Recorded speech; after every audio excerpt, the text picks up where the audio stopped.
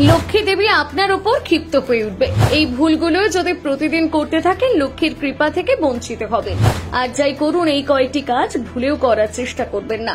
লক্ষ্মী দেবীকে সন্তুষ্ট রাখতে কোন কাজগুলো করা উচিত, কোন কাজ একেবারেই করা উচিত নয় জেনে নিন আজই। ধন সম্পদের দেবী লক্ষ্মী, সংসারে লক্ষ্মীর কৃপা থাকলে সেই পরিবারে সুখ শান্তি বিরাজ করে।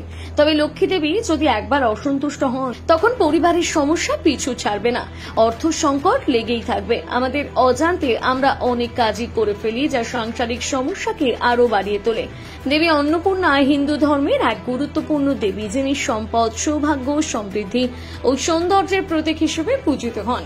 সকাল সন্ধে পুজো পাঠ করেও যদি সাংসারিক সুখ না থাকে, প্রায়ই বাড়িতে ঝামেলা, অশান্তি, অর্থ সংকট লেগেই থাকে, তাহলে বুঝবেন ঘরের লক্ষ্মী অসন্তুষ্ট হয়েছেন। কোন কোন কাজে মা লক্ষ্মী রুষ্ট হন অবশ্যই একবার জেনে নিন। অনেক বাড়িতে আয়ের থেকে ব্যয় বেশি হয় কিংবা টাকা অতিরিক্ত খরচ হয়। অর্থের অপচয় দেবী লক্ষ্মী একেবারে পছন্দ করে না। যে বাড়িতে অর্থের মূল্য দেওয়া হয় না, অতিরিক্ত টাকা অপচয় করা হয়, সেই সংসারে বেশি দিন বিরাজ করেন না লক্ষ্মী দেবী। এছাড়াও শাস্ত্র বলে যে বাড়ির মহিলাদের সম্মান করা হয় না, প্রতি মুহূর্তে মহিলাদের অপমানের চোখে দেখা হয়, সেই সংসারের উপরও রুষ্ট হন অন্নপূর্ণা।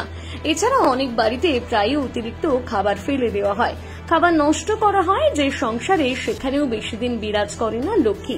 তাই বাড়ির খাবার বেশি হলে নালা নর্দমায় ফেলবেন না। কুকুর বিড়ালকে খাওয়ান, তবুও খাবার অপচয় হবে না।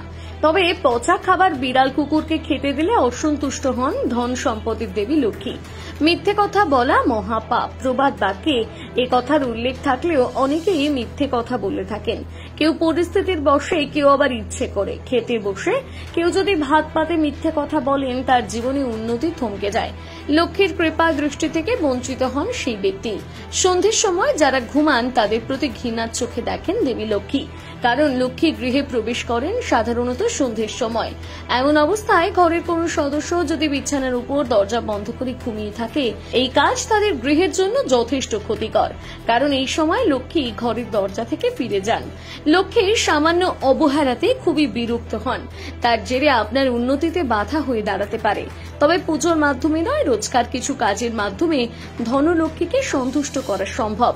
অন্যদিকে যারা নিষ্ঠা ভরে পুজো করেন না, তাদের উপর কখনোই দেবী লক্ষ্মীর আশীর্বাদ বর্ষায় না।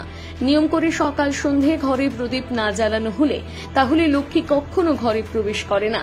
যারা খুব বেশি খারাপ কথা বলেন, কঠিন মনের হন, অন্যের সঙ্গে বাজে ব্যবহার করেন, তাদের পাশে দেবী লক্ষ্মী কখনো থাকেন না। এমন ব্যক্তিদের উপর লক্ষ্মী সর্বদা ক্রুদ্ধ হন। যতটা সম্ভব রাগ নিয়ন্ত্রণ করা উচিত। রান্নাঘরে দীর্ঘ সময় ধরে এঁটো বাসন রাখা হলে সেই ঘরে লক্ষ্মীর প্রবেশে বাধা হয়ে দাঁড়ায়। তাই ঘরের রান্নাঘর পরিষ্কার পরিচ্ছন্ন রাখা খুব জরুরি। দেবী লক্ষ্মীকে সন্তুষ্ট রাখতে কোন কাজগুলো করবেন জেনে নিন। শাস্ত্র বলে লাল জবা লক্ষ্মীর খুব প্রিয় ফুল, তাই প্রতি বৃহস্পতিবার লাল জবা দিয়ে মা লক্ষ্মীর পুজো করুন। এলাচ, লবঙ্গ এবং কর্পূরের একটি বাতি জ্বালিয়ে দেবী লক্ষ্মীর আরতি করুন। বাড়ির প্রধান দরজা পরিষ্কার পরিচ্ছন্ন রাখুন। অতিথি আপ্যায়নে কোনো ত্রুটি রাখবেন না। প্রতি বৃহস্পতিবার সম্ভব না হলেও মাঝে মধ্যে বৃহস্পতিবার করে গরিব দুস্থ ব্যক্তিদের কিছু দান করুন, এতে সন্তুষ্ট হবেন দেবী লক্ষ্মী। মন পরিষ্কার রাখুন, স্নান সেরে শুদ্ধ বস্ত্র পরে লক্ষ্মী দেবীর আরাধনা করুন। আপনার উপর প্রসন্ন থাকবেন অন্নপূর্ণা।